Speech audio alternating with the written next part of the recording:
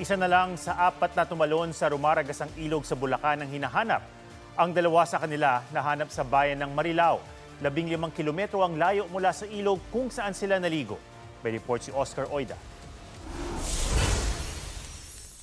Tulong-tulong na iniahon ang bangkay ng 17 anyos na si John Norbert na natagpuan sa ilog na sakop ng Barangay Parada, Santa Maria, Bulacan kahapon. Isa si John Norbert sa apat na pinaghahanap matapos maligo sa rumaragasang ilog nitong Lunes.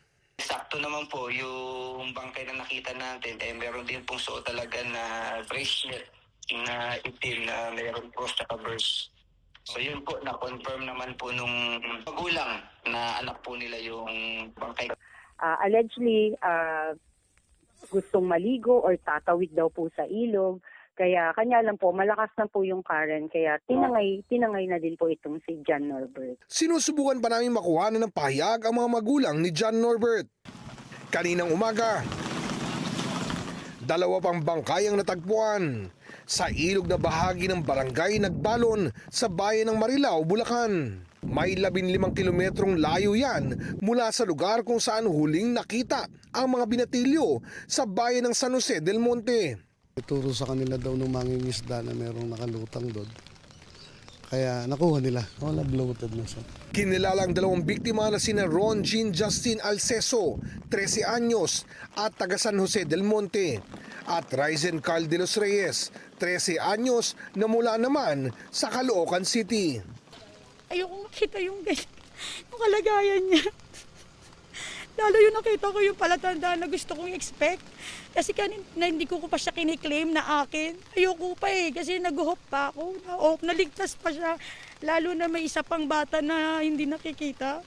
Sa salaysay ng ina ni Ron Jean Justin, sinundo ng kaklase ang anak. Hindi namin akalain na doon sila pupunta sa ilog. Oo na, yun nga na bakit nga wala nagsabi na tumaas ang level ng tubig, na wala man lang nagsaway. Dapat may nagbantay po doon. Tanghali pa lang ng Agis nagpapaikot na tayo ng mga tanod at nakamonitor ako dyan. Mahaba lang kasi masyado yung aming area. No? Nasa mga 2 to 3 kilometer yung ilog namin. Nasakop hindi naman lahat hindi naman kaya lahat bantayan ng mga tanod at all time. Nagpaabot ng pakikiramay ang lokal na pamahalaan ng San Jose del Monte. May paalala rin ang mga kinaukulan sa publiko. Kapag kaalam ninyo na mataas ang level ng tubig sa kailugan, wag na po tayong maligo. Wag niyong isapalaran ng inyong buhay. Oscar Oida, GMA News.